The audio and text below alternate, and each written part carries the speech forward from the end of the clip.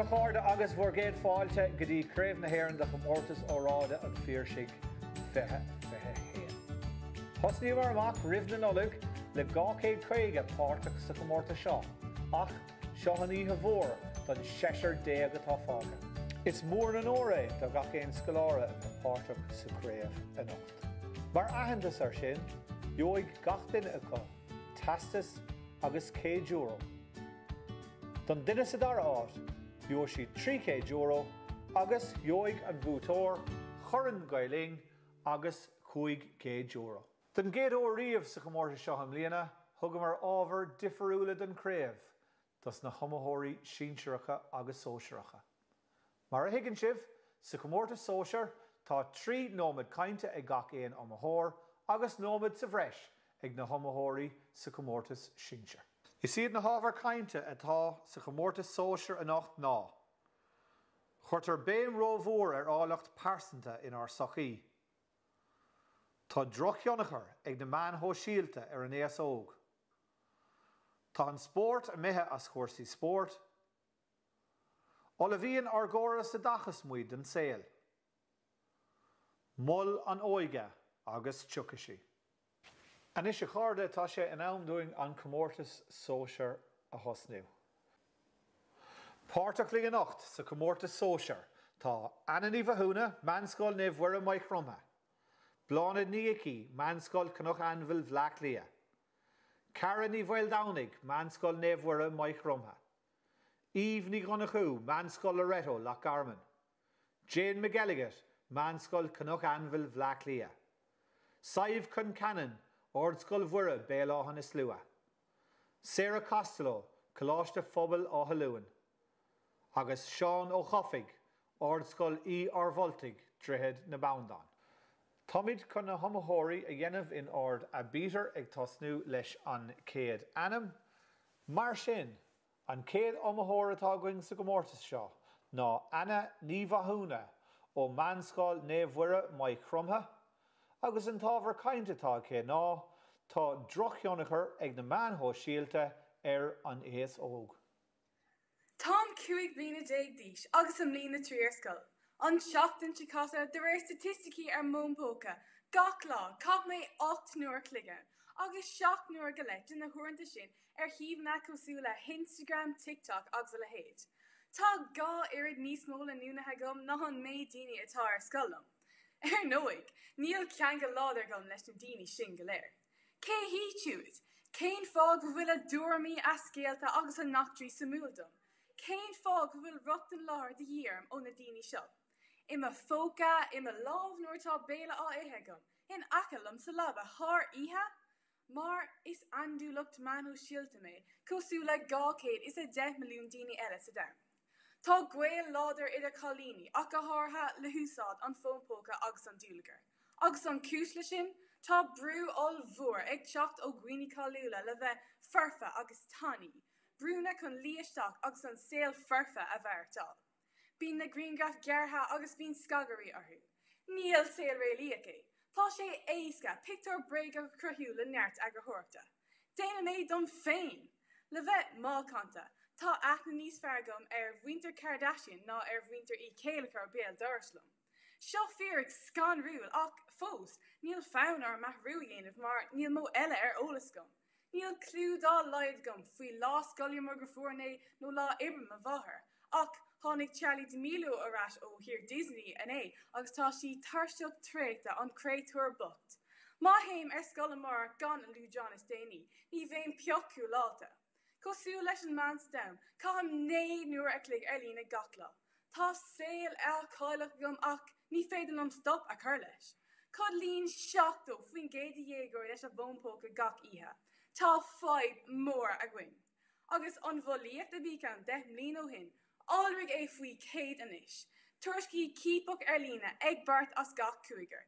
De ná, ní bhína isaghain cé atá té fiúr den na focail grána atá ar an Scáilán. Is saol nimhúil agus buailach é. Tá sé anna gcónaí le canapa amháin agus grisin sé muín an dégur in an is dómh. Tá mí fear localach in arnéar i meas na Hidirlína.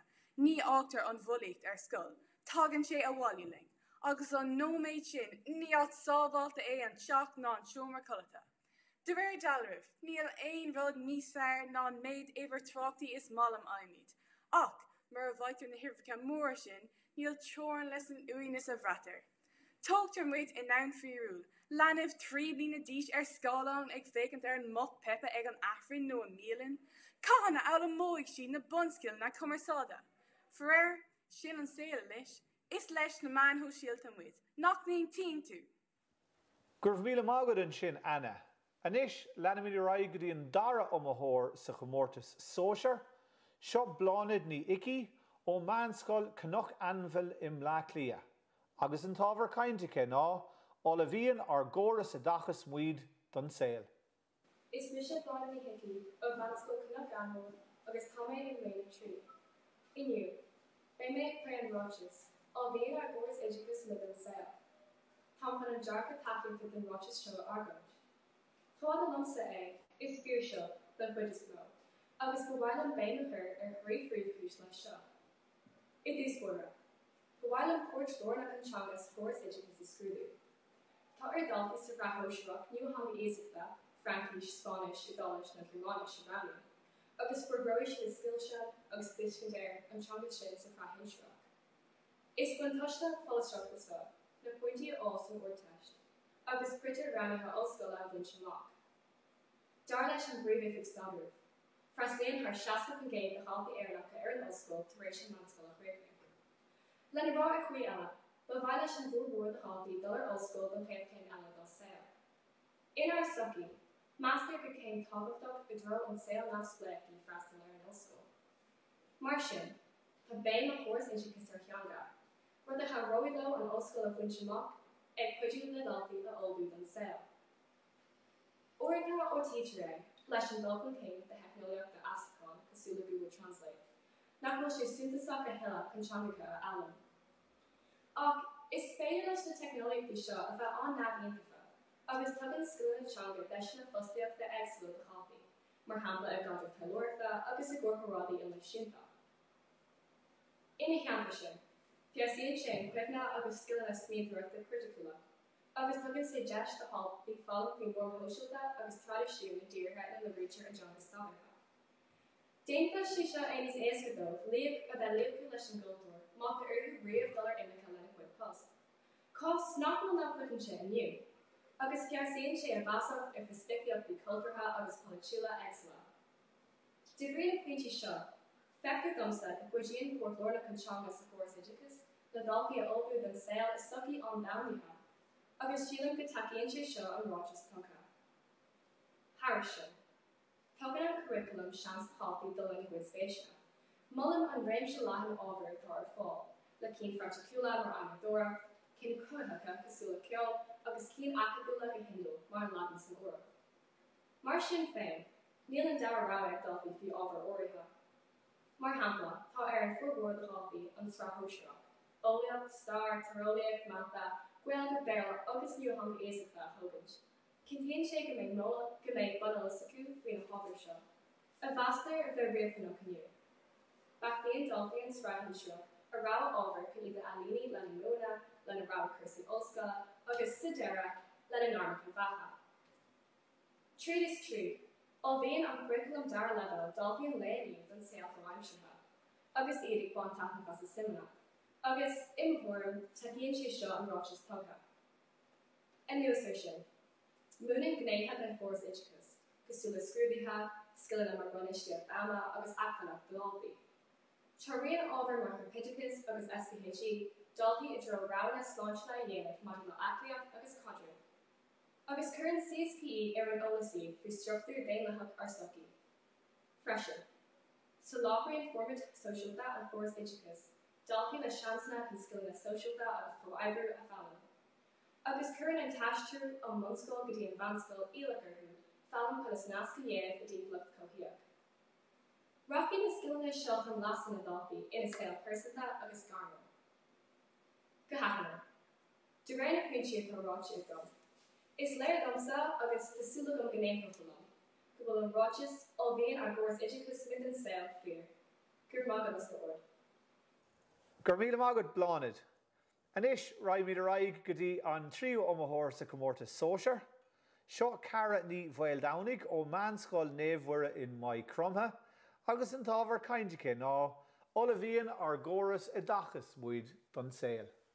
Má chuirde, das le bheith an seo an nómh, ach caithfidh mé tús a chur leis an óráid seo, mar tá go leor le clúdach go gan. Bhuailm sandínú sa léir thuirtaobh ar an tuiscint dá chum don téarma, córas I dachas. Díana óga atá ag olbhú ina naidna, ina gurb, ina craobh, ina nuaga sí chun dul an lech na fáibanna an tain. An darlíonn na clochta seo in ardíar faoi láthair.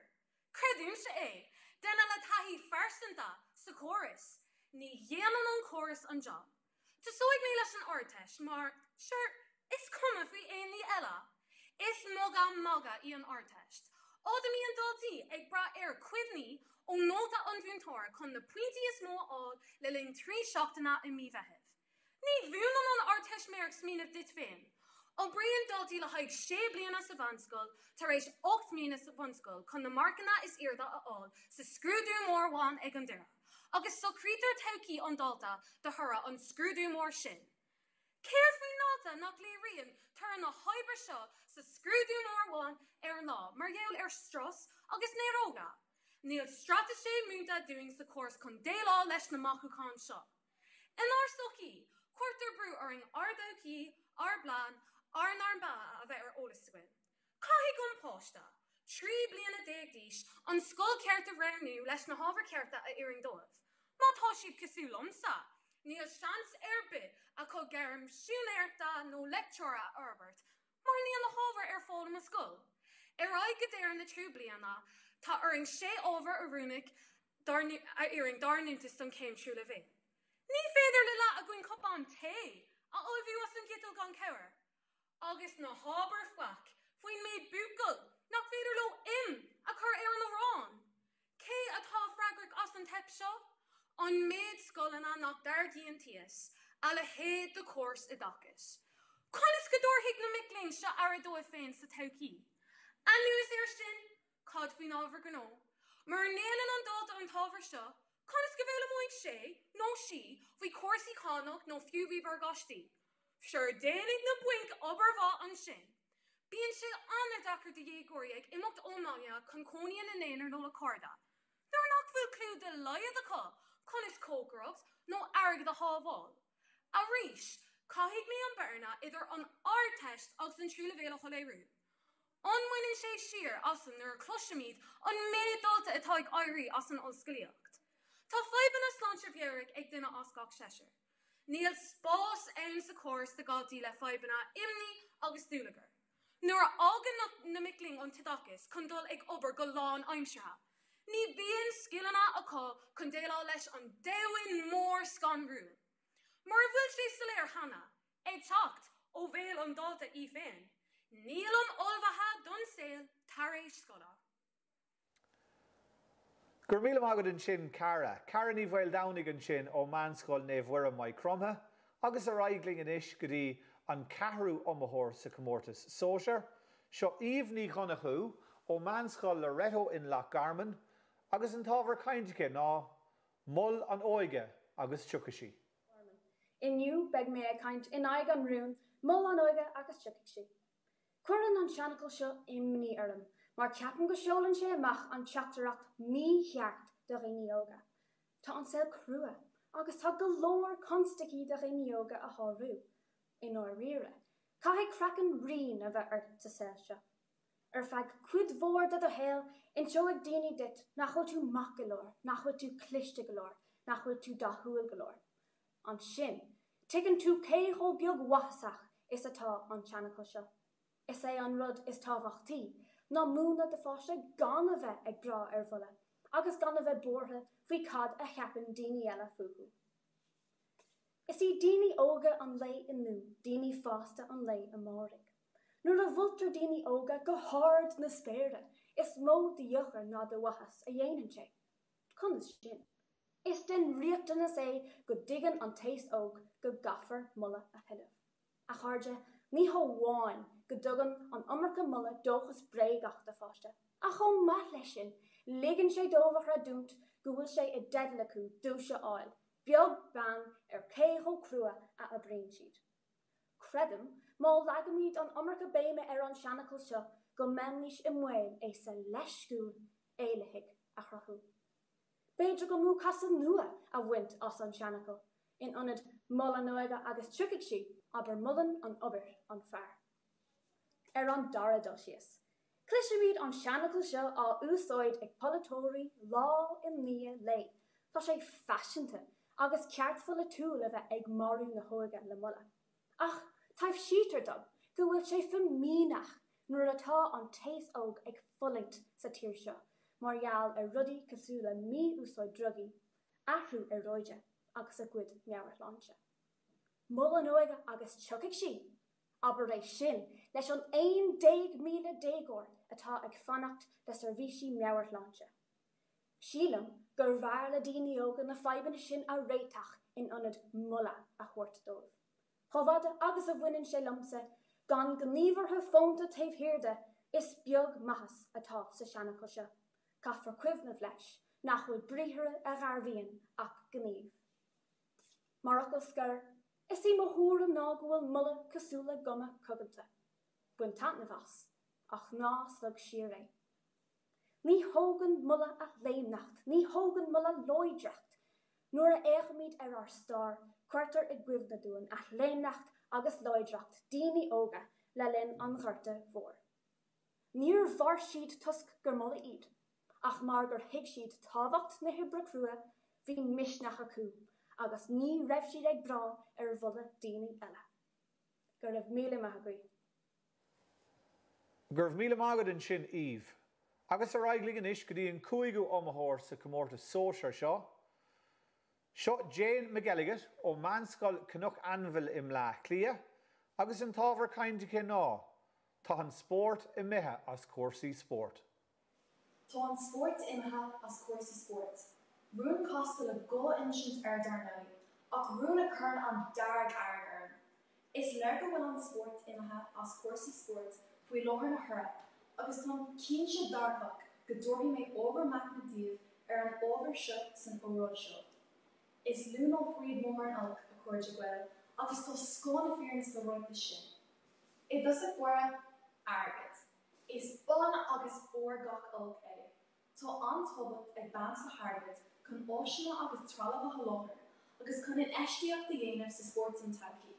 Ach, i gcíní úsla, cruchaíonn an Amarca airgid sa sport fáilne, agus drop spéras de imróir nó run 14. Cura gos an scéal anis a bhí sna cinlínta na déine maidir leis an sreach pella nua a bhí Malta san Euro. Séir de bhí uhu, tilla airgid, agus lucht na nuna na globana, imróir agus banistóirí ar réile ceangal. Lutan agus millan an Amarca béime ar airgid, an sport agus sprí i gcuasaí sport. Ní hé sin ach sampla ó bháin I measc na caite den santa tó sa sport. Ach, blian, brub, beart. Brathnigí ar cluichí na siúnta, dílú cearta de spána na gluichí de Scoil, agus leistigh den bhró sé sin. Caile 23 fáingéid na lucht fécana. Níl seacht ag gnághhaoine na tíre seo ar Scoil, agus brathnigh siad gur thomláin ar an gréaltóir na siúnta, RTA, chun taithna bhaint á sport. Ach, ba cuma leis an CLG. Lag siad an Amarca béime ar airgid, agus an tura ar sin nó go bhfuil an sport imithe as cuasaí sport. Ina hampa sin, is é mo thuair an loidir go nimíonn an sport as cuasaí sport de réir mar ar iomaitheoirí an iomaitheas as smacht. Cub fada is atá an Amarca béime ar chluichí a bhógán nó gródanna eile a bhaint amach sa sport. Ní bhain for spríos. Darla na statisticí is déine, Irene shocked and fáingéid de fóscaí as an sport roimh 3 bliana déag díos sna stoit aontaithe ar chúis amháin nó chúis eile. Tá an bhéin ar cluichí bhógan ag is an óg sa sport, agus níos measa éiríonn sé. Tá tisisiúthirí, banistóirí, múntóirí agus tréineolaithe gafa leis an céad céim eile. Is anamh a stopan siad agus a ligean siad don imór, sport a bhaint as cuasaí sport. Tá Jack McCaffrey ar aon intún lom, Craobh mac céine lena sanóireacha. Tá an sport imithe as cuasaí sport, mar thar ar an mhrú mílteach atá chun an oiche spíoride sa sport a bhaint amach. A cuairte gweil, Tá an sport imthe as cuasaí sport mar gheall ar an iomarca airgid agus ar an méachas.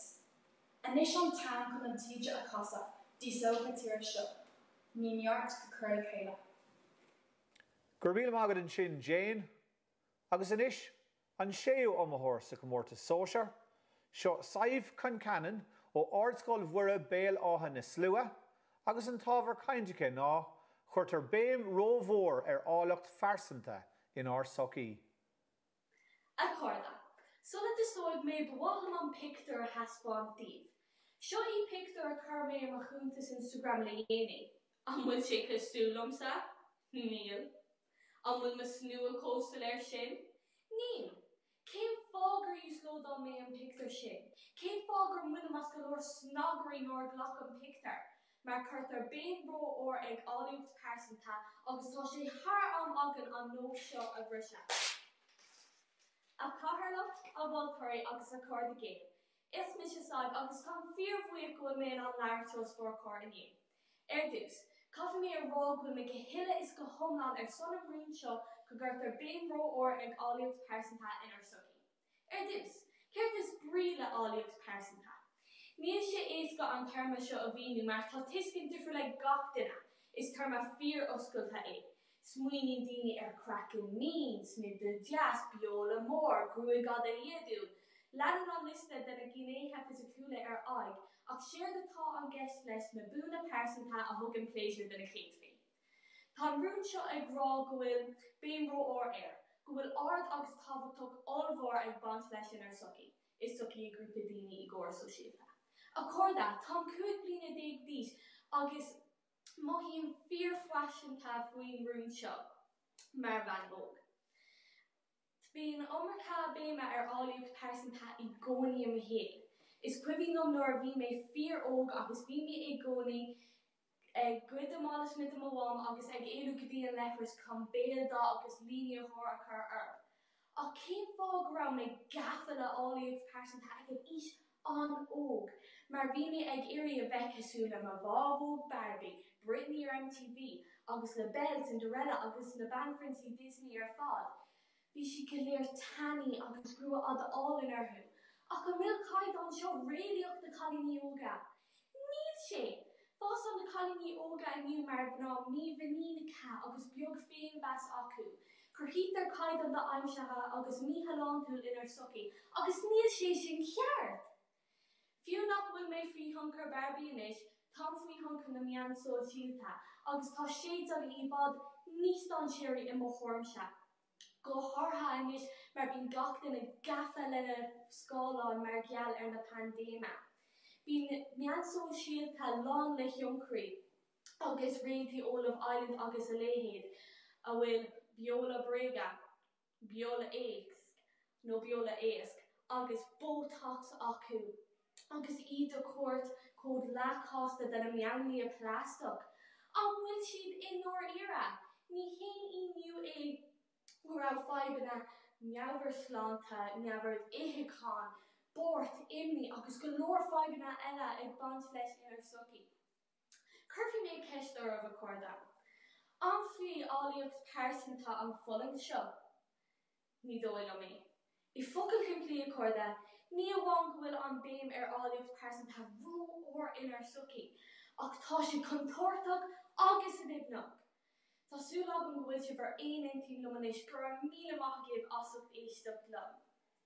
Gur míle mágad an sin saibh inis a Raghnallach go dtí an céad iomaitheoir eile sa Comórtas seo Sarah Costello ó Coláiste phobal átha luain, agus an ábhar cainteacha ná.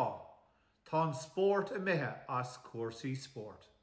Is mór idir an é agus aniu mar idir an seanachil agus nach fear é modula cuasaí spórt. Le deich nó bheithe bliana nuas tá ahrú dochreid le tágtha ar cuasaí spórt. Ní mór an ceiste chur. An bhfuil an spórt, an sprí nó an crack imethe as. Malain, tám féin den teorm go bhfuil. Má feicim idir an spórt gearmíil mar soccer I dús bara. Nar léirú an smín of seafuid sin leis an Super League, gurbé an targad bun agus bear an Scoil. Bhí na club na móra lán sásta a gúil a casa ar an lucht féicna dílis fiú grosach maithe leis na box móra mar dheirtear. Ba cumas a deabhail lo is cosúil faoin sprí is an crack. Agus is é cean den rudí is massa na leitheanta seo. Go háirtha mar geallar an méid scanál atátáta chun cin. Ná nachhfuil is agat cé atá agus cé nachhfuil ag pléile jogaí chun iad féin a chur chun cin ar level idirnáisiúnta gearniú. Ní féidir a bheith cinnte an bhfuil aine mórthglan nó nachhfuil. An bhfuil dearg go deo leis an bhís a dear gurbe is tábhachtaí ná páirt a ghlacha. An tidal a chiúmán na cluichí Olympacha. An bhfuil dearg leis an smíanamh gur ceart go méid an mbua ag an duine is fearr, go méid lá eile ag an bearach. An bhfuil airge níos tábhachtaí ná aon rud eile. An bhfuil an sport mar higamar a theachta ag luch an nó agus na corparáidí móra. An bhfuil an fíor rí imetha as. Cuirigí na ceisina sin in bhirbípi a lucht éisiga agus bonnigí tríal osú. Ach beidir gur bé an sampla is fearr ná an cumán nucleas scéal. Agus amatéireach den céad scoil. Ach fós. Mar léiríonn na statisticí airíonn beagnach seachtó fáingéid de páistí as a gís a trídeig. Cén fá sin a déir sibh?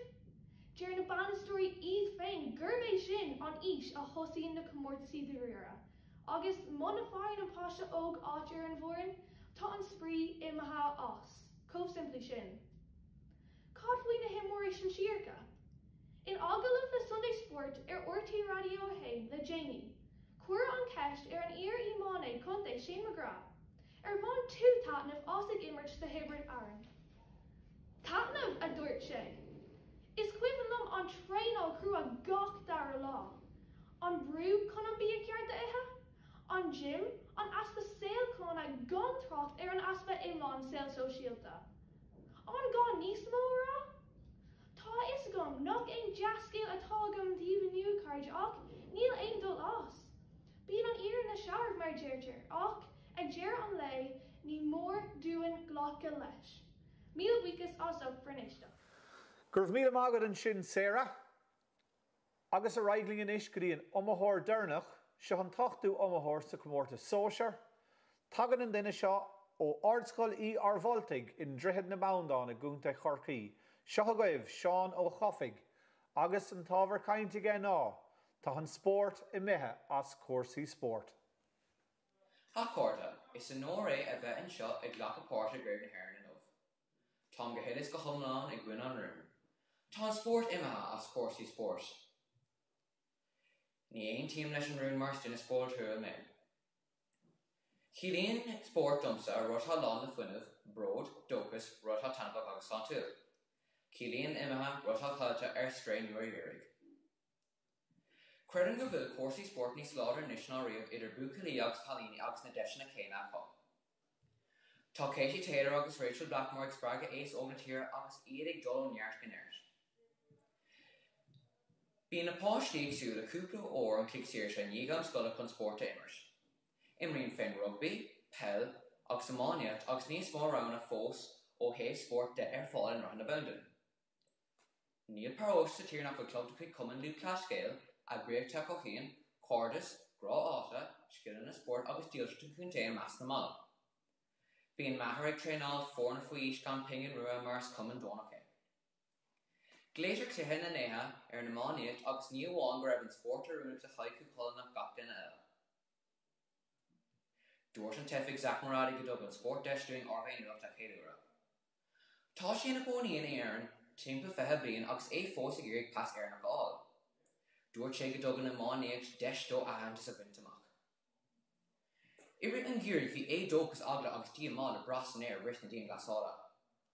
Thug na cluichí idir chunta dóchas dosna gan ádína. Bhuaigh tibredáin craobh den mún sa fel agus ní bheitfáil an ann an craobh sin a túir. Rinne mar Comórna na daoine fuór bás a ling deannach na fola ar barc an Craobh agus muid na scartha na chéile. Bhí dóchas níos táchtaí ná aon airige den nóric. Ní raibh cuasaí sport ar éirigh agus breis milliún ag fécinnt ar na cluichí sin gach deir seachtainna a rud a bhí gládrú áir mear slánta. Nuair bhí na sáidúirí trid a trín si, hall san orbre in cé cogad damda thógadar sus agus dimar si cléthe soccer ar lá nula rud a bhí níos táchtaí ná fua. Bhar, Irí Mac na Cosca níos buid an ára glór an Super League. Tush go raibh cuasaí sport níos tochtí ná cuasaí airgeadais. Tugann an sport deisna doing éilú an muchnas agus óganíchas. Cangilín an sport dína ó gachéin acma mar hangla rugby san Africas. Bhí an bád bánig léig agus díos díoch de crá na tíra. Tháinig Jack Charlton trasna an bhar chun dóchs de cuairt dún. Bhú mar gine sasnas na Euros. Crí Jackser go Stuttgart agus tháinig bród go hÉireann. Tugann an sport faoisih don lucht leanúna ó bhórt agus ó anmáin tail. Bhí fad an lá go dtí go memí go léir ag buail lena chéile I barc Craobh is stáid lá na dína. Níl sport ima as cuasaí sport in annáin na sríanta coronavirus tá lucht leanúna fós faoi gas an sport. Go raibh míle maithagah as updéisteach lom. Go raibh míle maithagad an sin a Seán ó Chofaigh an sin leis an Óráide Dúnach sa Comórtas sóisiar do chraobh na hÉireann fiche héin. Leanna bíad a Raghan is a cháirde go dtí an Comórtas Sínsreach, an céad difríocht atá sa Comórtas Sínsreach ná go bhfuil ceannóid cainte ag a gach ó mo thóir, agus is iad na hábhar atá có ná. Ba ceart do phoblacht na hÉireann báilríochta ghlacha sa Coláiste Britanach. Fillan an fháil an bheabhlare. Ba ceart do gach fóstaí an éireann báilríochta ghlacha I gheard chuman. Ba ceart cluichí Olimpeacha fiche héin a chur ar cheall. Churfar deire leis an gcéan álams na híormhán scoileanna in íg na pandéma. Arís a cháirde, leis an Comórtas Sínsreach seo, beimid dul in ard a bítar ag tosnú le céad anam na iomaitheoirí. Páirteach le anocht sa Comórtas Sínsreach tá Áine Ní Ghlinn, man Scoil Loreto, Clúan Mala. Áine Ní Ghlinn, Scoil Néomhainge, Tibredáin. Jack de Borca, Coláiste na Carraige Duibhe. Jim Parmiter, Coláiste Chailchuinnig. Máire Ní Chonnaire, Coláiste Bhreaundáin Néafa, Baile Mhuirid. Oscar Ó Murachú, Scoil Pháirc Sandford, Bhleach Lia. Sam Taylor, Coláiste Wesley, Bhleach Lia. Agus Sinead Ní Bhríon, man Scoil Chnoch na Labhrás I gcathair limní. Mar sin, táid a tosnú le Áine Ní Ghlinn ó man Scoil Loreto I Clúan Mala I gúnta Hibredáring, agus an tábhar caintetá cé ná ba ceart do phoblacht na hÉireann báilríochta ghlacha sa Coláiste Britanach. A bhóiltóirí agus a gcuinúisle, chur fáilte romh an seo. Is é tidal ma orda ná, ba ceart do phoblacht na hÉireann báilríochta ghlacha sa Coláiste Britanach. Bíníos sa léir níis cad go dtír go tá ó rá an seo. Is an ba ceart agus ba cóir. Agus is é atá gceist le poblacht na hÉireann ná ar dír féin. Tír géanach go bhfuil sé cúntaigh fé intí ar Oileán na hÉireann. Nuair ghlachann tú báiríocht an eagraíocht éigean, tá tú mar cuid den eagraíocht sin. Is é an Coláiste Britanach ná eagraíocht fliúil ina bhfuil trí hir is cléige faoi láthair, agus bíoch an cuid is móda na tíre seo, mar cuid den impracht na bratainna trá. Tá banraí an Eilish a dó ina ceann ar an ggólathas, agus dúiríar an rún, baród má é dar tír a bheith páirteach sa ggólathas Britanach. Conas gur féidir le haine aon tú leis an rátas seafódach seo. Ar an géadal sios. Is rád luachfar é ar nabs blóchais. Is ódúin go léir gur choling an tír seo go mór faoi smacht gáilda. Thread ar sínsir go géir ar son ar siar seo. Agus tháinig athrú ar an scéal. Nóir bunaíodh an saor stát na hÉireann sa bhíon 1952. Ó hin I le the íon aim a bhí ar gceannarí ná chur an nabs blóchais an stát. Nóir thosaigh an dara go damda, cín an rialtas go mbeidh éire nódrach. Cinne a chur béim ar an nabs blóchais. Sa bhíon 1929, frógríoch gur poblach í éire, dágamar an Coláiste Britanach. A gcuinúisle, cén fág a mbeidh míos páirteach sa Coláiste arís? Ní cabhróigh sé ling in éair, ní buint míos fiochta harba as. Inniu, tá míad nar meall den Aontas Eorpach, Aontas a cabhraíonn go mór ling. Fig ar mótorbullig, ní bheith go le héad a gcuin gan an Aontas Eorpach. Dúir DFA Puncaí. Crochaigh an Taontas Eorpach, Nís mó ná, seacht géad míle poistúing. Agus bhain ver morí, billiún euro, gach blin, ón scéimh talmhaíochta. Ní bhaithí an takeíocht sin san ggóilthas Britnach. Freisin mar winter na hÉireann widna. Is féidir den cónaí agus obair in éon bháistát. Is tír ar a cultúra í níis dó bhar. Éistimís leis an Olaf Philip Murphy, Stórthóir Institute Stadar Comórtas in Scoil London. Nor a déir sé go bhfuil an comórtas gan féinúlacht, agus gan cosper sa down inniu. Ná déanamís darma gur teanga ifa gúil den Aontas Eorpach í an Gaeilge. Is cinnte má ghlacamí báireacht sa comórtas, go mbeidh ar teanga in Mhail, ach tír gan teanga, tír gan anam. Tá gráig ar nuachdrain Mícheál D. Ó Higgín don Gaeilge. Tá cína going agus ar an nóig, ar bhadrí glóite, misteach agus brúd. Ach, bheith stádas níos ísla ag ifig an uachdrain don méimís mar chuid an comórtas. Ba í banríon hasanna ina ceann uirring an sin. A gcuine úsla, tá mí taríis fás mar náisiún náslach. Tá féinúlacht fé lethe going, agus tá míad múníach asing féin. Fé mar deir Barack Obama, is féidir ling. Tám cinnte dearfach nar ceartú an chuiristeach sa chomhlachas Britnach.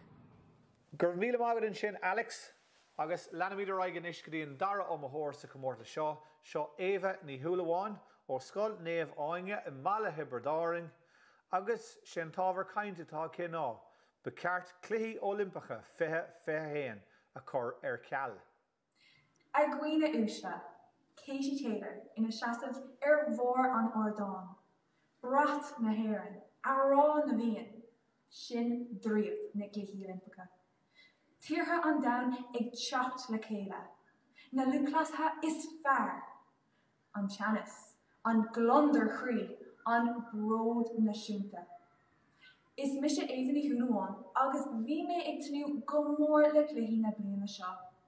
Ach an sin, bhú taim réalteachta mé, agus te go manis gur ceart cluichí Olympacha fithe héin a chur ar ceall. Mar smuoinnig mé ar mo chara. Dina freigrach stúma cé gur bas limnach dó, agus an ihe a bhuaig limnach Craobh na hÉireann cuaig sé amach agus dis sé Baile le na cara. Níor bhris sé na rialacha, rinne sé gach flichu ar agla na pandéma. Fós féin, bhuail COVID an ihe sin, agus cais sé an nollag ina heomar cuidilte féin ina éanair. Níos meas a fós, scap sé an vírs I measc a gcuidilte féin.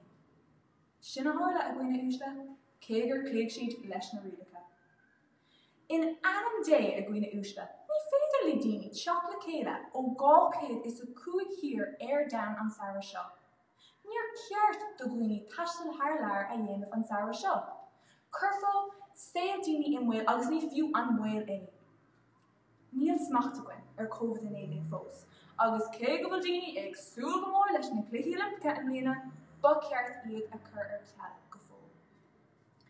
Tá breis is 1,010 luclasí ag olbhú don na cluichí Olympacha seo.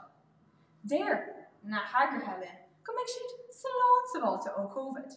Beidh daon rialacha I bhaim chun daoine a cosint. Déanfar tá stála rialta. Beidh an vaccín a chu. Ach a gcuine úsla, scapan an víris seo, bhíú má tá gach réamh cuairm I bhaim. Sean found, go scapig daoine vaccínathe an víris go gcuine na vaccínathe fós. Ach, smuoinnig ar na luclasathe. A saoil caite é chu ag tréanál don Comórtas seo. Beidh siad rócheann tar éis cúpla bhíon eile. Caithfidh na cluichí dul ar son. Ceap fá. Ach, cad bhí winter an domhan illig? A gcuine úsla, tá 7.9 billiún duine ar domhan. Níor ceart, sláinte agus féil na daoine sin a chur an Mhail ar son 1,010 luclasathe? Ar son nád a héan faoin géad an daoine? Níor ceart tús áte a chuirt do bhean ór. Haar saoil duine. Agus, cad faoi bhhaintear na Seapána féin? Tá agla orthú roimh na cluichí imlína. Bearla 8 faoin géad díobh na cluichí ar cur ar ceall. Níl an vaccín ach ag éon faoin géad de bhhaintear na Seapána go fóil. Níl siad sásta, lú clasathe, ag teacht go dtíon Seapán ó thiortha eile I lór pandéim damda. Ag cuoine úsla. Run a raibh fáilte rón, I dócheach, ní ceartón dul ar cuairt chuig dócheach. Tá dul chun cín únta déantar madidir le vaccín le blian anuas. Ach, go dtí go mbeadh vaccín a cách níl imid slán. Cé go bhrálinn dríocht na cluichí Oilimpeacha a céilóra níl siad slán I mlína. Ní héilán na gaotha lád na Scoilbe. Agus inis, tá sturm na pandéima fós ag réabha ar fud an dam. Níor ceart, muintear na Seapána agus muintear an dam ar cur I mhaol ar son ó cád spórt. Mar sin, ba ceart cluichí Oilimpeacha fethe a cur ar ceall. Gurb maithbh. Gurb míle mágad an sin éve, agus inis lena míad ar aigedaíon tríú am Mhórsa Comórtas. Seo Jack de Borca ó Coláiste na Carraige Duibhe im lá clia, agus an tábhar cainte ige ná, beceart de phoblacht na hÉireann bailríocht de ghlacha sa Coláiste Britanach. A bhulseoir úsla agus a chuirde ghail. Tras deford léide gom a bheith libh anio de chraobh an Comórtas. Baile mig labhairt in aigean rún, bacheart de phoblacht na hÉireann bailríocht de ghlachach a ggólathas na Bratainna. Ní aontaíonn go dtiomhbháilte leis an rún seo, agus súil gom gnéintíonn sibh le mo cuid termí faoi na Óráide. Creidím go trein, gur irsma de réitó hart éon chólachas. Irsma dimpiúlachas agus mion tedalta donartha na Bratainna, agus bhfuil aon rud le éireann le go óhuas. Dúireocht mé isteach ar gá fuinte sumstocha aniu. Nach líonn sé le cíal nó réasún dul ar ais sa chólachas, agus nach go buntáiste bith faoin spéir a bheith mar bhailde. No ceapas nó síl go gcuidóidh sé linn mar cuid an chólachas. Tá aon tuchta a gcuileann náisiúnatha mar dhealar ar a aontathe. Fios a chós go mbeidh ar aonta ann mar cuid an chólachas, ní éidir sé sin mórón de phréachta don na chéin tuchta mar bheidís fós mar cuid déanán na hÉireann, chug mála náisiúnatha agus níos na Bratainna. Mhar chun seachtas fós, fios a chós sin. Is íon phríomhar eile úsáidtear nó go mhainneach muid tarbás a bheith mar cuid dagréachta idir náisiúnta a chuir an cóbhaibrú déan lachas agus ceartún duine chun cín. Béid go míoch tíre méil ferbatha lasas sin, ach tá éiremas ceanartha an dain faoin tráise mar sin déan lachas agus ceartún duine. Cé go bhfuil an túfós ceist na seachtacha a dúistear an tíre. Bhí féidir ballricht réiteo a choláthar don aimh sin. An siad freisin mar an clúclasí na hÉireann lasas rochtain ar cléan chólachas ó clín an óg, ach is cínte go bhfuil sin ó féisteach mar chiúncap agus mar chúis ballréachta. Níl dait airde ach go rachach ó Goldshore agus ó Djonga léig rud a chi rémar go cruúil as hóbal agus rud a pléici mé ar ball. Is é Níl Macrí a bheith ag plé an óbhar seo. Níos mó ná aon óbhar eile a tháinig chun cínta Comórtas. Dar lomsa, tá an cheist seo anpharsanta. Nach híon dómh mór le nach híon siar agus triann fúsan, fellamín freisin faoin scrisarin an bhreatain ar ordaíar, or Djonga agus or muinsear.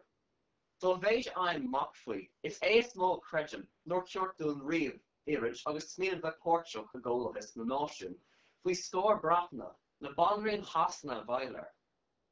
Cuid mo chin sean ahar, Peter William Crowley, in éimeth le deith nóir eile ar stalc ocrais a bhar nócha cahar lá sa blian 1920.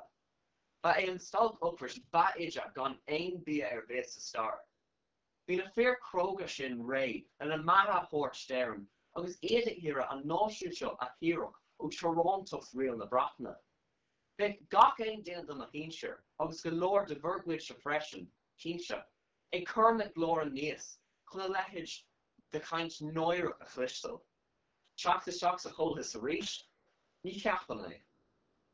Mar ochilsóir, gur men aspa céile a bhainach le ballríocht ar an sa chólachas, agus an iad chun teortha bheith mar iarrachtíint den ballríocht, faoi bhar mráid.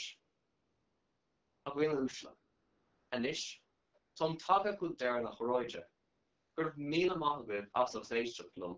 Agus is súladum go 19 sibh go léir na chuid termí.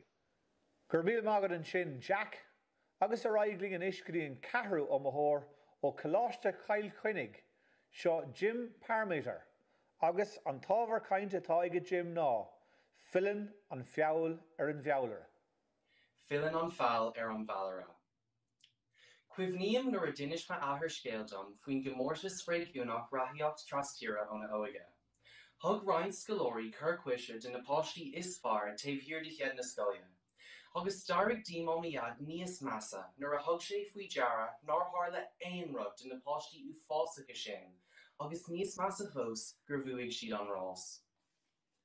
Tháinig scéaldom a chuid féin chun cuimhne, agus méid éisteach le scéal miad. Tháinig an dímá chéine a níor a dúí orm nuair a tháinig buacail a bhí ina imreoir soccer talanach chuig na bhun Scoil. Níor haithan an talan seo ag captéin fórna na Scoile agus rinne sé gramú an dáta nua tuis go raibh sé éadmhárás. Mar dheallar an nuirtú a fuair sé, ní rah an dáta nua in ann pelle immert fad bliana, ach bhar don an timreoir éadmhara mar captéin na fórna. Mar sin a chuirde, ní chreidim go bhfuileann an fháil an bheallara, go deimhin sílam go bhfuil dúisina leis an bheal. Deirtear go minic gur a béis smacht, díreach ní a grá mar an dar rud is tábhachtaí gur féidir le tuismitheoirí a chuir dábháistí. Ach, an níltar break doing. Ónar nóige, in sítar doing go darlóí drochrudí doing, má dhéanam i drochrudí do dhuine eile. Ach, cén fáil go bléidir karma I ggóhéics na drochrudí sa saoil. Léirigh stadéir ó nuachtán Guardian is asana, nár cred nócha fangéad do dhuine a rinú burg léireacht, magáil agus éagnú orthú go naim seofií an déinteoir cuire. Agus nuair éigim ma ísgrúpa, feicim an rud ceannan céine. Ní aim sítar an cuid is mód an ciberbulíocht, tuiscimíonn sé deachar de bhúntóirí agus tuismitheoirí é a ahand. Tar líon an stíl bhuliachta seo ó bhadan go híthe agus fágtar íspáirteigh in nearcha briste agus féin bharfach. Agus fáin an bulí níos mó leantóirí na manthó síalta. Ní aitar ach graim deaf an géad de na bulathe seo. Is sampla eile I camaléireacht Scoil, nuair a deirm nach bhfuileann an fháil an bheallara. Is minice úsáideann bulathe a go Scolóirí chun an obairháilge I dhéanamh. Agus nuair a chuir mé ceist gcuine immerán a bhí ag déanamh camaléireachta, duine sé dom go raibh sé ag úsáide achmhainní go críanna. Ní chuirtear pínós na daltaí sin, ach go nuas sin, fáil siú is stadéir ó na Stát Aontaithe go raibh agla scoileanna iad a fínó siú mar dheallar chósna de lí ó na distí. Dúirt Buda go leanann ar neamhníomhartha agus strachníomhartha muid go súla scáhanna, ach is féidir le haon dalta dar le bhéal bhíne sé a thuirt má pleanan scáhanna dúracha ach na páistí atá scuite mar dheall ar an nachgrúige nó a gcuid spéach lí. Ní chuirtear pínós na bulathe sin ach cútítar le tóir dómh. De bhreisir sin, déanann siad iarracht an ionise a cheilt nuair a caitheann siad na suantais cearta sóisialta don zeitgeist. Ní ísleidíonn daoine an méid de máiste is a dhéanaan na gcionta de dhuine eile, agus credim a choí sig go bhfuil muid ag bring lódach nuair a deirmid an ná mar a hilann tú a dheoí tú. A chuirte, nuair a eicin daoine na gnáthélta a bhí ag ceannairí forlámhacha nó Stalin agus dúnmhar fóirí cosúla Jack the Ripper, céin fánach bheicadís an méid is mó rudaí is atá siad meanna dhéanamh gan pínós. Dúirt an alsúní Jerome, níl níos mó iarachta ag tastal ar le bheith mar néamh in anid pacach, níl ach nós i gceist. Ach, foréir, tá brí an phrása seo, go bhfuileann an fháil an bheallara caillte I measc na nóg sa lá atá inniu ann. Ach, ag deire an lei, is sé an díoltais is fearr sa saoil ná saoil má a chaitheamh. Ba ceart nach bhuaigh nóach aon duine mar dheall ar Marta. Gurb míle maithagh. Gurb míle maithagh an sin Jim, agus inis an cúigú ó mthór sa Comórtas, seo Máire Ní Ghonncha ó Coláiste Brandá néafa I méle bhuirid, agus an tábhar cainte I cé ná, ba ceart cluichí Olimpeacha fethe féhéan a chur ceall. Dígríomh go léir. Tá ásan dair an bheidh leabhar tanaia an ábhar ba ceart clí limpcha fi héana a chur cead. Ar a Comórtas ní dóil go meach duine ar bithigh irí clí leis an ráite seo, mar is léir go gaithí clí limpcha fi héin dul raid, teach different nó tíide ard mar deircha. Bud sul rag mé is fuide bhhaithlim san bhí nó dhéanamh. Cadíigh na clí limpcha agus cén fág a gaithí si dul raid. Bunaíodh na clí limpcha sa bliain 8 agus gach ceithre bliana ó hinine le tá siad mar chud olmhór dorthéir. Glachan lu clasaí a gar múla páirt an tú, agus iad ag déanamh a tap níhal chun bór fiabhas a bhaint má. Mar a chapel agus iochaí tú fér mar deircha. Ar a ggéad dó síos, leabhróidh mé faoin na srianta sláinte agus a bhiltecha a churfar i bhain i réit na clí seo. Anúsar sin, leabhróidh mé faoin na lu clasaithe díthalacha agus cad a hÉireann ó Comórtas seo dó. I near na dála, plé mé an dóchas atá ag baint na clí limpcha do ghaoine ar fud an bhean, go háirithe sa bliain fi héin. A ghaoine úsle, ná déananig I dearmid, go limbachtaí sport eile ar siúil ar fud an bhean le na pandéma, agus tionoltar gustaváilte iad. Níor cór go, jit na clí limpcha, nuair léirítear go bhfuil rá ar na himbachtaí sport eile I fi héin. Well, is íontach an rud ará go le clí limpcha ag dul a raidh in lína. Well, is fear an tláinte nó le táinte mar deircha, agus dar leis an IOC go mbeadh 50,000 clasaí I láthair. Ach, déanfar taisteal le COVID-19 ar go chuile lá, cai siad fan na clasaíocht de theoranta an tráid bháil Olympig. Agus an úsar sin, dar leis an WHO go vaccine for gach ile omrahor sulla déan siad go Tokyo. Caithfar cead a thuirt do na clí Olympcha, agus sin deire leis. Tóg na clí Olympcha ó thaobh na lu clasaithe de. Smaoinigh ar na blianta olbhacáin. Smaoinigh ar na níbertí agus iad ag obair go dín ina réimsí éagsúla sport. Tá de seo pilse acu. Ní óin neach go fin géad de lu clasaithe ach deis amháin. Se, thuail se bhí gceart mé, deis amháin. Cad bhí sin é dibris, banna tá ceithre bliana is gá scór de ís. Gaeilgeoir agus cailín áchtú lí sin é. Dulgar dís na clí limpcha cheall, deir sin é I féin an aglacht an Sydney Times nach bhuíoch sí an deis luachhuair seo go Joe in a saoil a rís mar bheadh sí roiéisca. Smaoinigh ar sin a chuirde. An bhfuil si go ceart an deis sin a sciobú, dréis an irid sin oibre agus tréála, Har ní dóilm. Tá si go siimplí le seo. Tá taí agén ar na tréimhsí is dacra. Na léonta is daracha sa saoil mar geall an bandéim seo. Tá daoine speisialta cáilte agén. Mahan ar héin san áramh. Agus fós tá dóchas wein. Dar le Psychiatric Times Conghaile go níos mó nó 9 milliún duine ag fáinst na dúlgar de bhór na pandéima seo. Ach, Darlo, tugan na clí limpcha an deistúil, mid féine eáil mar ghaoine ag sáú, ag omíoch, agus thar ní eile gan a bheith gailú, cáilíochtaí tábhachtacha sa bliain fi héin. Anúsar sin, dar leis an IPC, go mraithníonn 150 milliún duine óig bhí cumas ar na clí Paralympica. Tugann siad dóchas don duine óg atá ag gaithí roithí nó bhfuil géag ar irí ochu. An chapter go chur na clí Olympcha amach ná. Go bhfuil aon rud an déanta má tá teilagad é a bhaint amach. Well a chuirde tá búilte an glog, agus mar agus gur is léir nach bhfuil an saoil dómh nó bán, agus is fearr leathbolaí ná bheith gan a rán ar bith. Tá sé costáir na grin an bhean le go gaithí clí Olympcha fi héin dul a raibh, ar ais nó réige, agus nach féidir iad a chur cead. Gur míle mágad asacht éisteach lom. Gur míle mágad an sin a bhaire, agus a raigling inis go dtíon séú ó mthóir sa Comórtas. Seo Oscar ó Murachú ó Scoil Pháirc Sandford im le clia, agus an tábhar cainte gé ná, be ceart de phoblacht na hÉireann bailríochta ghlacha sa Coláiste Britanach. A chaithirlig ó moltóireachta a choscailóirí Baile is mé seo Oscar ó Murachú. An caintúir ó Scoil Pháirc Sandford an sonnacht, agus hamsin so chun seasa bhíana ag glinn an rún, gur ceart de phoblach na hÉireann bail réamh ghlacha sa Coláiste Britain. In is mar soldaí bhchorda in ní an bhratamachta, há mór an cainte le cluisin Simeon chumarsáda fé dhearach na craobh in Éireann.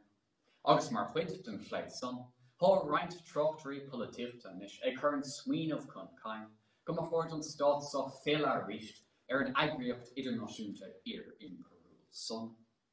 De réir aghuid smaointeoireachta le rócha le héiteach ina daibhheasar of son a bhhairn an Ileán so a dhéchanar a hain go bríomhar mar bhritinnig. Agus go grotha chortha daibhéana dul a héad, atmosfér níos fóráilsaí, agus níos síochananta sa Phiarsaigh.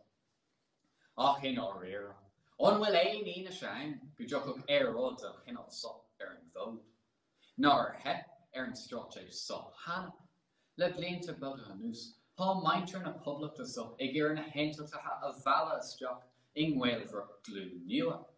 In éideag sa seachtar dó, chulchaigh 84 féin géad de réinear an stát so i rifran, chun deire a thur leis an áit speisialta thug bunreacht na hÉireann den Aglaiste Caitríona.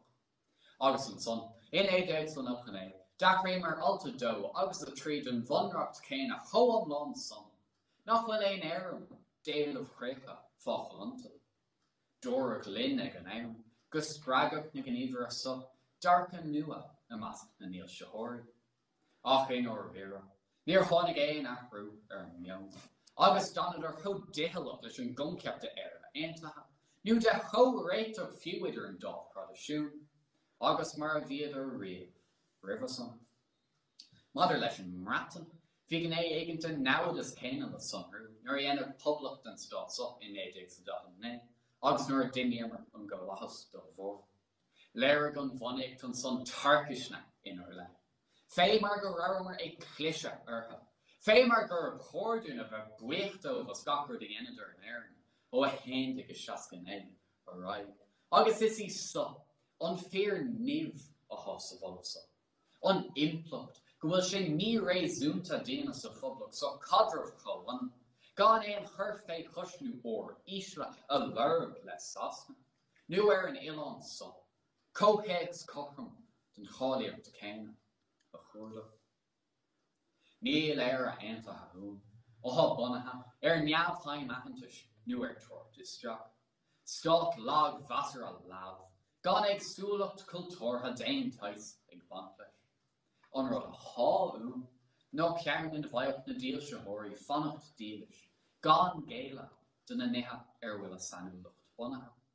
Agus ina bhaid míis na chios an son, an rud díreach céine a dhéanam. Stát nach meich go thomlan sucr, béidir go brach, ach a bheith ag briscar nach le haidéis agus fuinmh na holreachta. Stát a dóg míis in brithe agus in mar saoíocht. Agus thar é ní eile ó chuoinúis le is í son an chúis nach féidir dul stracht sa Coláiste Britain a ríis. Tréigent an grí agus an saoíocht son a bheith ann. Mar dúirt Séamus seoga, caiimidir star a chuirtí, agus bula amach, sa ré ór nua á an andal. Gur maidí. Gur míle mágad an sin Oscar, agus a raigling an ish go dtí an seachtú iomaitheoirí sa Comórtas, seo Sam Taylor ó Coláiste Wesley im lá clia, agus an tábhar caintige ná beceart de phoblach na hÉireann báilríocht a ghlacha sa Coláiste Britain. Díomh a ghaoineúis le, is mis Sam agus Tom os fargóir an nacht, chun leart libh a gcuine an ráitis bhéimig sin, gur cheart de phoblach na hÉireann báilríocht a ghlacha sa Coláiste Britain. Má cheapann sibh gur chóirún é sin a dhéanamh be an bhallart rá a gcuibh i níag mo Óráide. San Óráid seo pléich mé an tionachar a bheith ar éúlacht na Éireannach. Le roithí mé faoi thuaisceart na hÉireann fosta, agus fis roithí mé an bhfuil aon bhuntáistí ag buint leis an ggólathas. Im líana, ba Comóra 100 bliain deireadh chugan na Saoirse á chéileara agan. Bhí mar faoi smacht na mrotanach ar feadh 800 bliain, dulling sinseirigh ar feadh 800 bliain. Céin fá agus muoinóimis ar bheith inar máil an cholathas. Tá uafás an chugaigh agus an Óráide fós ór in Arnagní agus tám den tuairim go an asaontas agus an téirbhe fós adúin. Is léir an mratach nach bhfuil an bhratan lasfar na bhein aontas tíre. Ní ecem éon á go racamis ag gheangal le tír nar is fulasach nach bhfuil simicí in aontas mar sin.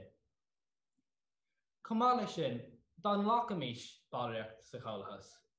Chachamis an bhanraon bhrotanach a chogáil mar cheannasaí sáilteach na tíre. Rinne sin siúrg féin an duchar is mó héal óir sin seach. Nach nearach sibh gur masla mí stúlna de líon na níní a cailleach son saoirse na hÉireann. Chruididir in aig na mrotanach ionas go mbeidh dír hair féin aguain. Tá uachtar an aguain hana féin agus ní éiting smuoinmh éireann le banraon bhrotanach mar cheannasaí. Mar is olda cach ba an-ghróma is curpa ré na driblódaí. Níor tharla sé ach 50 bliain ghearad ó shin. Is eolaí mar go bhfuil Fergus agus míthúbhnas pulatúil fós ann sa lá atá nua. Cé go bhfuil an túisceart ina bháil na chomhlachas, ní dóigh go mbeidh sé ceart nach chóir de bhaintear na máilte teorann báireacht a ghlacha. Chailidar a seantaismóirí, a dismóirí, a báistí, a deighlaigh. Tá na cursaí sa túisceart an lúnacha, agus ceapim se go racadís in olcas dá méimiis inar máil den chomhlachas.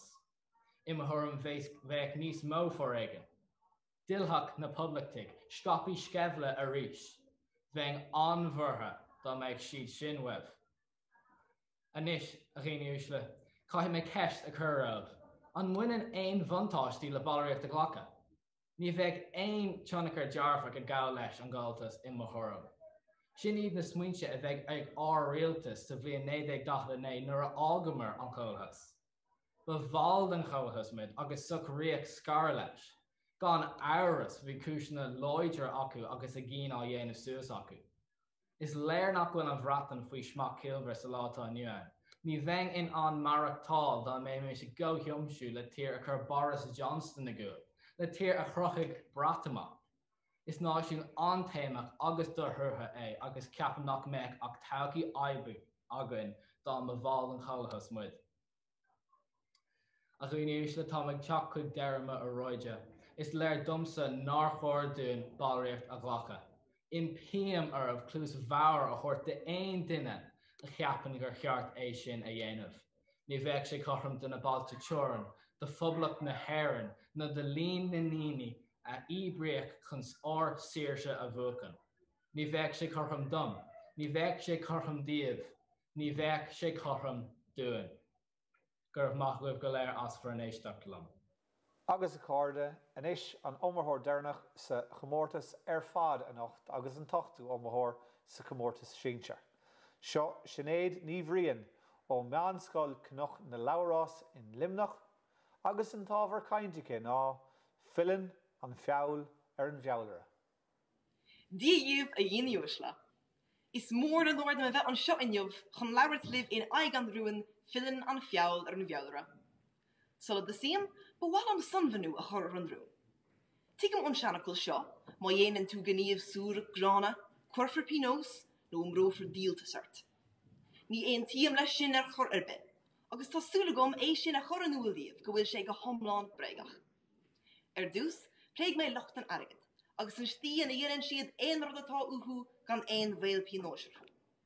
An sin, le roiig mé faoin goras lí agus a hepanna, agus ag an deire, mi nóid mé conas rá ní míad mochúnas in onad díaltas in amana. An géadal sios a chóir de ghail, mar a deir an seanachil déan an spar an traum crí éadram. Well, is builach tugan spar an traum saoirse omláin dit, freisin. Smínig thug críiseach an gaileach I gábhíos a hocht mar hapla. Taréis na bank a bheith ag tuairt íosachtaí go doscír a blianta, bhúil cúlú ach na méachta an tír go miltanach. Ach, íoc na bank areas, seans be. Na gnádaoine is mó a bhí híos leis na ceoratha, a ab agus a chuaigh locht an airgid as rairc na na gcuid pinsin brátha móra. Agus cad fí fór cólachtaí cruálacha, cosúla Amazon, Apple agus Sears. Ní chreidfá an méid drochide a tugad chu locht ibra. Dála ibra saunasacha, dú héirú le ní. Conas sa éilíonn siad ón góras, agus an pinós tiltte gomacha. Éasca. Bíon an drí saolta sebrise go. Ó bíon siad bra ábalt in a líadóí is fara os dú, is féidir lo stocorach de dhéanamh reactóí, agus bíon fatíos rialtas I do chóirt concúntas. Is forrasta a ahant mar sin, má bhíon an fiálar a sever nach bhillan an fiáléir go jo. An daradal sios. Nar Raghnallach éagóir trom chúiseach oran, glach míad leis gannartha gan lí pinós a rúnach ar an guntóir, ach is minic a llaunig corpig tríd an góras gan éon finos. A rian leis an fiálara an fiálaach acant. Mar hapla, in éan, fáin hart seaca faoin géad de chontóirí drochaí de Baile píon bhre ar Jondrí. Ó nó cad faoi Richard Nixon, a fór dearad feardiún taréis Watergate. Agus ná den darmad a chuirde, nachtar scítar gach chuir don na húdaráis. Dar le survey ar inna an Irish Times a ní dhéantar túris ar 3 pasú ansithe gnéasacha. Mar sin ar nóig ní bhain for ceart amach. Is léir mar sin nachhfuil an choras lí do Óráideach, agus ní ilan an fiálar in nach cás. Deire, bhhalam labhairt libh faoidrad éigen darfach. Mahúnas. Ó am go chéile ní ilan an fiálar mar ní bhíon cruúitimh nó Raghnallach tastalúin, in onad Barlin mahúnas a chuirt, an lechan eile a ompú mar a deirtar. Cuoinnig ar an bróise síochána sa túisgurt mar hampla. Cuirc deire leis an bhréigen sectach, mar thucraigh ar an dáhéad darmad a dhéanamh ar cheanáltanis agus díaltas, agus mahúnas a chuirt in anad. Is é an scéal cénas an Africás tar éis réna cinna dhéalta, I Rwanda tar éis cinna díthú, is lista gan ára bheith a lachtéisteachta. Mar bhallart ar hús úr ní mór dúin an scéal a scaoile charis. Nach hol dúin ar fad, nach míon sí gan locht. Ceapan go bhfuil sé sa léir mar sin, nar thugamíad mahúnas de dhéine eile nach bhillan an fiáil ar an bhealra. Mar go scór a dhéine uisle. Is féidir le locht an airgid pinó sa éiliú. Is féidir a corpig sláinú tríd an góras lí, agus is féidir linn mahúnas aránú in onad díaltas. Dábhrí sin ní féidir éon áras a bheith ann. Ní ilan an fiáil ar an bhealra. Guribh míle maithagah. Guribh míle maithagad an sin Sinead. Sinead ní bhríon an sin ó meán Scoil Connacht na Labhras an iomaitheoirí dearnach sa Comórtas sínsir a nacht. Anis, tá bhfuil tacadaí an chuid dáíar a deníthe agus tá sin anmdóing labhairt leis na moltóirí. Ó thaobh an dá Comórtas a nacht, tá 3 moltóir ceappa a gcuing agus beimid dul beo ar Zoom chuúthe I gceann cúpla nómad. Beidh duine amhánacha ag labhairt agus sa tabhairt na torthaídóing ar an dá Comórtas. Ach ribh sin a cháirde, tastíonn focail áil ó phríomhaimneach Gaeling, Áine Ó Conghaile. Díobh scoláirí agus a bhúnteirí agus Carraige na scoláirí bechóir marrá. Bhhailm tréasú libh ar fad na cainteirí a bhí sa dá chraobh an seo an bliana. Comórtas cainte as mai le Comórtas Óráide ní honan agus díospóireacht a bhíon an blianta eile ach tá sagamh go maith cén fá go bhfuil an scéal mar atá. So mollam na múnteirí go háirithe as na daltaí a réiteach don Comórtas an bliana atá difriúil ó aon bliana eile. Thug mé faoi dearadh go bhfuil roinnt scoileanna nua páirteach agus fáil siad ribh na daoine nua sin agus tásúlagam go bhainfí sibh le Gaeilín amach an seo. Agus thug mé faoi dearadh freisin an tard caideán ins na caintseanna na beidh na moltóirí cainte sin ach domsa caiimir águr ordú crídam daoine óga cleistálaigh teachtarrá smaointe brathe curthaí láthair go cumasach agus le gaeilge glan heléir. Agus bhhailm a ráilibh ag an buntáiste a bhaineann le bheith ábalta seasamh suas agus labhairt le slua nó os cóir camera. Níl sé éasca. An chéadrúd le déanamh agur a chuir chuid smaointe agus an daradh ná féchant le do chuid tuairimí a chur I gceann ar an lucht féchanna. Tá tú I géirí dul ina lí ortha go bhfuil tusa ceart, go bhfuil smaointe maithe agat agus gur fiú éisteacht. Now, Jairi le bheith sin dhéanamh inniu go seoige agus mollam sibh. So tá súlagam dearg go mbeidh samhradh den chéad scothagah bhí an bhliain scoile thar a bheith briste agus díon ormh. So buinnig í tainne was an samhradh agus filimiid go léir le chéile sa bhómhar le cúna dé, lán le fuinneamh agus le brí agus ré le tuairt faoi scéimena ile Gaeilín sa chéad scoil blian eile. Guím gach rathar go léir. Gur magah. Gurh míle mágad an sin Antaine, agus a raigling inis go dtí na moltóireachta sa Comórtas sóisireach. Linge inis Zoom, tá an trí bholtóir, Caitríona Nic Dhonncha, Seán Mac Labhraí agus Colm Ó Dúlacháin. In éanacht le riarthóir an Comórtas seo, Áine Ní Ghlinn. Agus is í Caitríona Nic Dhonncha atá chun labhartling faoin torra. Diríb tróna is mis Caitríona Nic Dhonncha agus tá an seach an bre thuirtí bar an Comórtas Óráide. Cá rá gromad antócaí le na hóráidí a bhí curtha le chéile ag an ochtar agah an seo tróna dún. Is cíntar gur jab dachar tá an a bheith oscóir camera seachas a bheith oscóir slua i siomra ach bhí mu antócaí le na hóráidí agus leis an teachta láthair a bhí dinta a í chun tróna inne. Péiscéala bhí ar an hiocht ar Bert go cheachmod a bhí beidir beganín chantasaí ar na naoine eile agus hiicmod go leor dúcha an a gceist leis an Comórtas seo agus ní amháin go ort chola daithí ar an óráidíana a chomá lei sin go difriocht idir é agus a bheith na díospóireacht. Cuid a go beidir go taithí agah ar an tús céin agus an legan amach agus an sanmhíú agus mar sin ach a gás óráide go méidir nachrá na céim na céine sin nírá gádómh a bheitán. Hiicmod freisin go cuasaí technoliaachta go lé agus seo leis agus go andulchan cíndinta go bhn chéadháilta ar rinne sibh agus go bhreachmod gneacha si bhna inglec leis an technoliacht agus dar nóí sin rud atá dinte golóir agan inis le rins mí na bega a nuas. Ach péiscéala bhí ar an hiocht ar bhde agus bhreachmod an bhirt seo gneachadidir inglec go mór leis an rún a bhí acu. Gur gneardidir pointí an láidir, go sé sellar go taide dinta acu agus an cinnta bhí taide dinta ag chulachana ach gneachadidir inglec leis agus gruidir an beidir beganín gon síl pásanta acu héin a thuirteach agus chomála sin bhreachmod go abíocht ban leis an méid bhí le rá acu. Agus is cinnta gromad antócaí leis an obair a rinne an nachtar agah go deimhin. So jobbatá le duine agam sa tróna inna an duine sa darna háit agus an duine sa chéad háit a chur nniuúdaobh. So sa dar háit an sin thucramud go bé Seán ó Coffaí ó meán Scoil í ar Maltaí I drehead an bandan for a darna háit. So cohardachas leat a chean is cínta gnearna tú an chuirsís ar cuasaí sports agus bhí muid antócaí leis an méid a bhí le rágat agus a ríist thug tú do go taithí héanaisteachán agus an cantar agus mar sin cheamad go an íirecht dinta agat lei sin.